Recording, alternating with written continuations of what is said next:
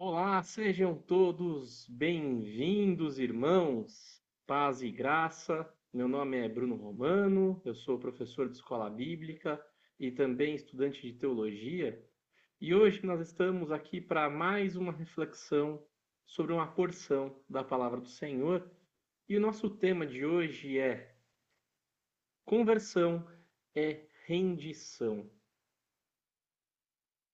Nossa base de texto vai estar em Gênesis, nos capítulos que tratam sobre Jacó. E por que sobre Jacó? Porque Jacó é um grande exemplo de rendição no momento da conversão. Para a gente começar essa reflexão, a gente tem que lembrar que Jacó, ou Yaakov em hebraico, é um nome que significa primordialmente aquele que segura pelo calcanhar, porque a raiz do nome Yaakov é Akev, e Akev significa calcanhar. Então, a tradução, ou melhor, a designação, é de que Yaakov é aquele que segura, aquele que segura o calcanhar. Pode ser também o verbo encalço, então seria seguir no encalço. As duas traduções, as duas considerações, elas acabam estando em conformidade com o livro de Gênesis, capítulo 23, versículos 25 e 26, porque assim diz a palavra do Senhor. Saiu o primeiro, ruivo, todo revestido de pelo, por isso lhe chamaram Esaú. Depois nasceu o irmão. Segurava com a mão o calcanhar de Esaú. Por isso lhe chamaram Jacó. Era Isaque de 70 anos quando Rebeca lhes deu à luz. Então a gente consegue perceber da leitura bíblica que Rebeca e Isaac deram o nome de Jacó para ele porque ele no nascimento estava segurando o calcanhar do seu irmão. E aí Jacó significa aquele que segura pelo calcanhar. Mas olhando a raiz da palavra, a gente consegue também traduzir Jacó para enganador. Porque no hebraico, o hebraico, quando a Bíblia foi redigida, quando o livro de Gênesis foi escrito, não tinha vogais. Então, da mesma forma que a raiz da palavra podia ser akev, que significa calcanhar, ela poderia ser akav, que significa enganar. Então, a tradução do nome fica como enganador, aquele que engana, justamente por conta da raiz da palavra. Isso, inclusive, é reforçado no livro de Gênesis, capítulo 27, versículo 36, quando Esaú, irritado com seu irmão, disse o seguinte: assim diz a palavra do Senhor. Disse Esaú: não é com razão que se chama ele Jacó, pois já duas vezes me enganou, tirou-me o direito de primogenitura e agora usurpa a bênção que era minha. Ou seja, Esaú ele utiliza esse jogo de palavras porque da mesma forma que a Kev significa calcanhar, a Kav significa enganar. E por isso ele faz essa alusão de que Jacó é um enganador. Mais do que isso, Jacó também pode ser traduzido como aquele que suplanta, como um suplantador. Isso porque a raiz da palavra cave também pode significar o verbo suplantar. Suplantar, que significa derrubar, vencer, superar.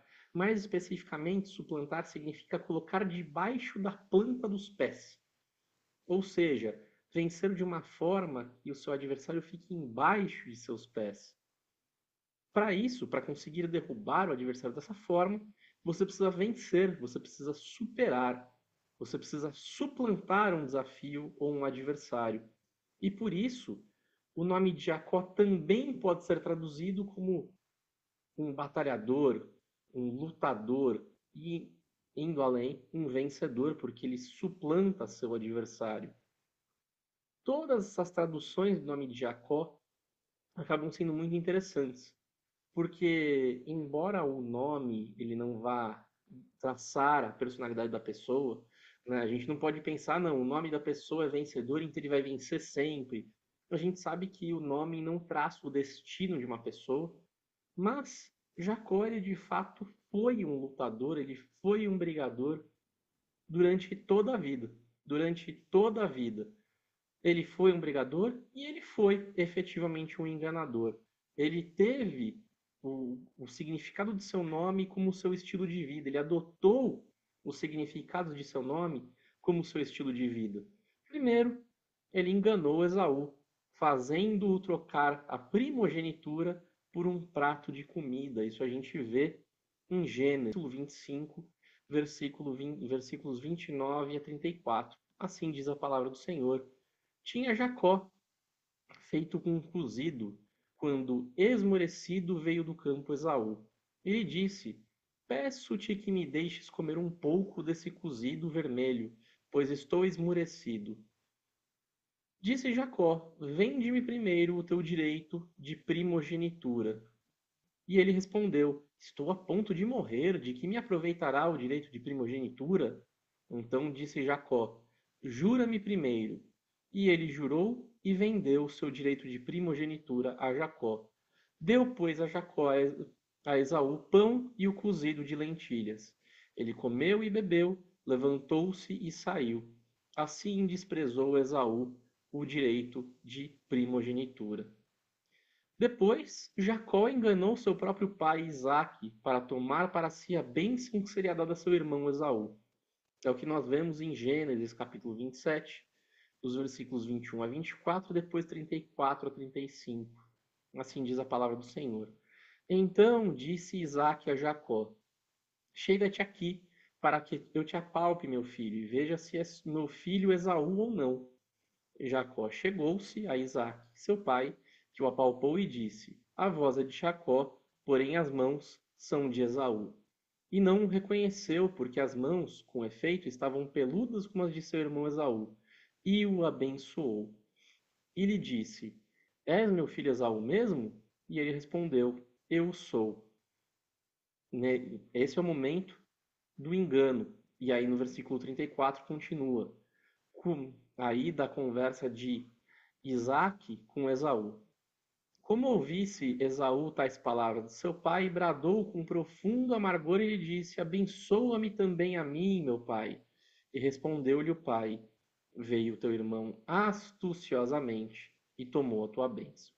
Então nós já vimos que Jacó enganou seu irmão, enganou seu pai. Mas, mais do que isso, como um lutador, como tem sido, quando estava obedecendo seu pai e partiu para Padã, na viagem teve uma pedra como travesseiro. Então, lutou até no sono. Em Gênesis 28, 10 e 11 a gente vê. Partiu Jacó de Berseba e seguiu para Harã. Tendo chegado a certo lugar, ali passou a noite, pois já era o sol posto. Tomou uma das pedras do lugar, fê-la seu travesseiro e se deitou ali mesmo para dormir. Continuando, Jacó era teimoso, e sendo teimoso, mesmo depois que ele sonhou com Deus, e nesse sonho Deus lhe prometeu lhe guardar e dar a ele e à sua descendência a terra em que ele havia descansado, ainda Jacó não tinha se convertido. Ele disse que só teria ao Senhor como seu Deus se ele, Deus, lhe guardasse durante a viagem e lhe desse comida e roupa. Ou seja, mesmo com a promessa de Deus em sonho, ainda assim ele não se dobrou. É o que a gente vê em Gênesis 28, versículos 18 a 22. Tendo se levantado Jacó cedo de madrugada, tomou a pedra que havia posto por travesseiro e a erigiu em coluna, sobre cujo topo entornou azeite. E ao lugar, cidade que outrora se chamava Luz, deu o nome de Betel. Fez também Jacó um voto dizendo: Se Deus for comigo e me guardar nessa jornada que empreendo, e se me der pão para comer e roupa para que me vista, de maneira que eu volte em paz para a casa do meu pai, então o Senhor será o meu Deus. E a pedra que erigi por coluna será a casa de Deus, e de tudo quanto me concederes, certamente eu te darei o dízimo. Ou seja, mesmo depois do sonho, ele não arredou o pé da sua teimosia e preferiu seguindo sendo um lutador. Mais adiante, Jacó por 14 anos serviu a Labão para poder se casar com Raquel. Ou seja, serviu 7 anos para se casar com Lia e mais 7 anos para se casar com Raquel. Lutou por 14 anos pela mulher que amava.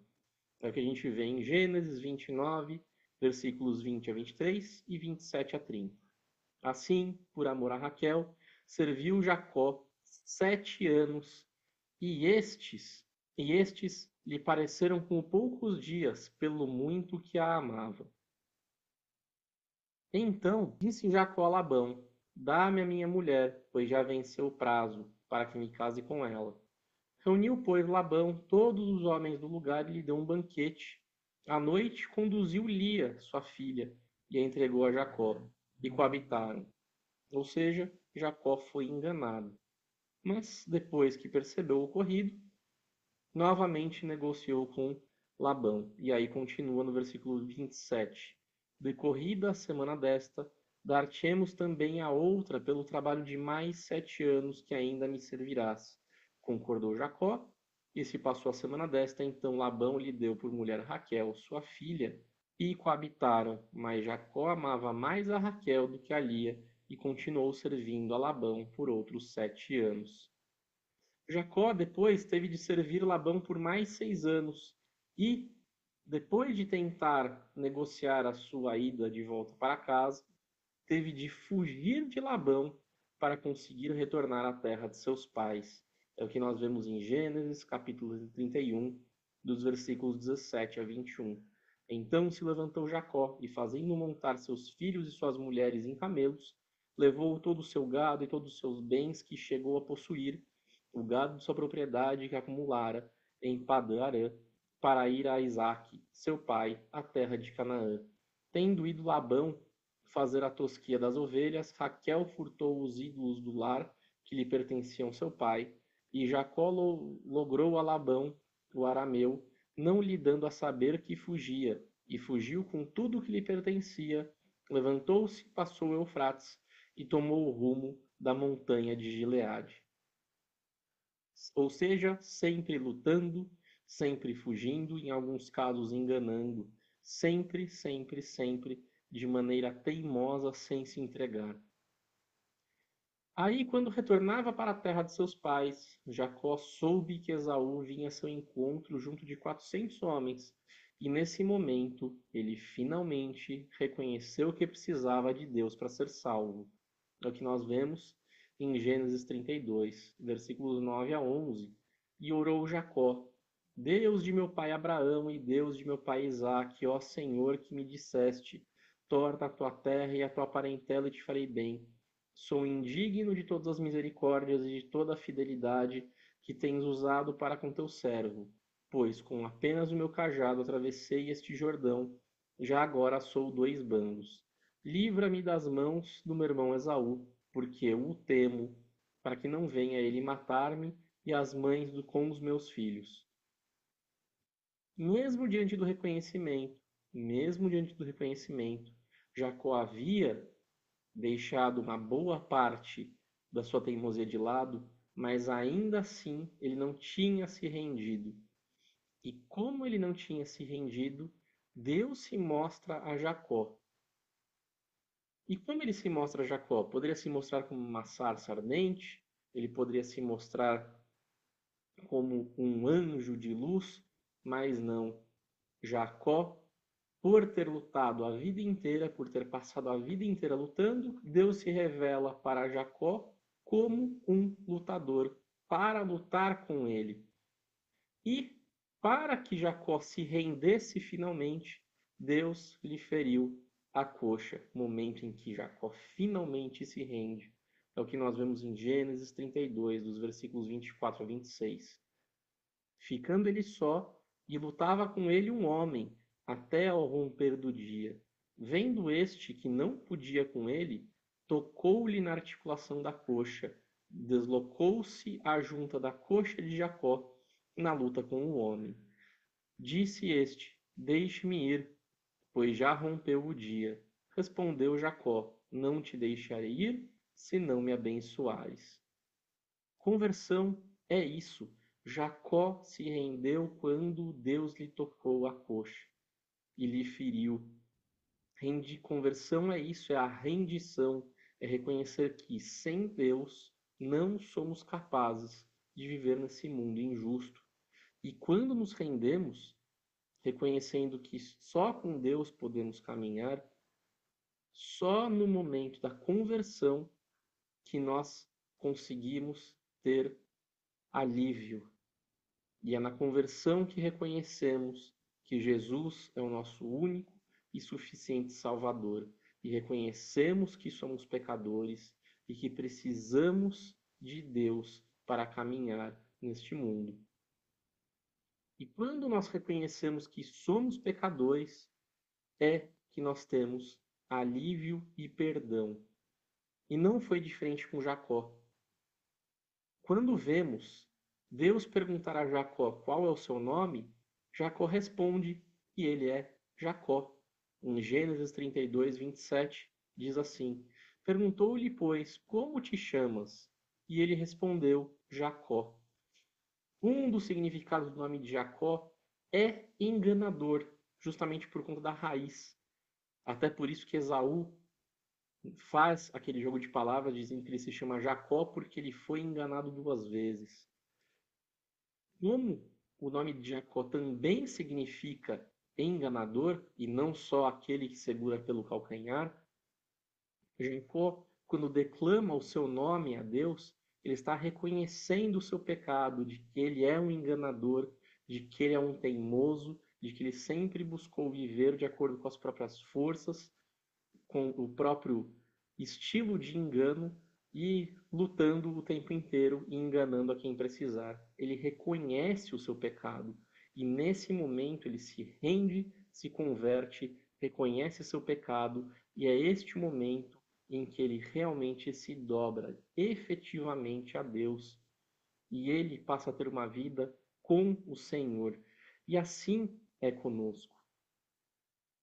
Nós devemos reconhecer nossos pecados, nós devemos nos dobrar, nos render, compreender que sem Deus nada somos, compreender que apenas com Cristo, que é o nosso único e suficiente Salvador, nós temos esperança, perdão dos pecados e a esperança pela vida eterna. E assim nós precisamos seguir, pois só assim nós temos, de fato, o perdão e o amor de Deus de maneira plena por meio da graça e da misericórdia de nosso Senhor. Então, vamos lembrar disso, que nós precisamos nos render para nos converter. E quando nos rendemos e reconhecemos nossa condição de pecadores e nos dobramos diante de Deus, Deus, com sua graça e sua misericórdia, nos chama de filhos de Deus e nos acolhe com todo o amor que Ele tem para conosco. Essa foi nossa reflexão de hoje. Não esqueçam de curtir este vídeo, deixar seu joinha, inscrevam-se no canal e compartilhem essa mensagem com quem tem essa necessidade de ouvir um pouco da palavra do Senhor. Que Deus abençoe a todos. Nos vemos no próximo vídeo.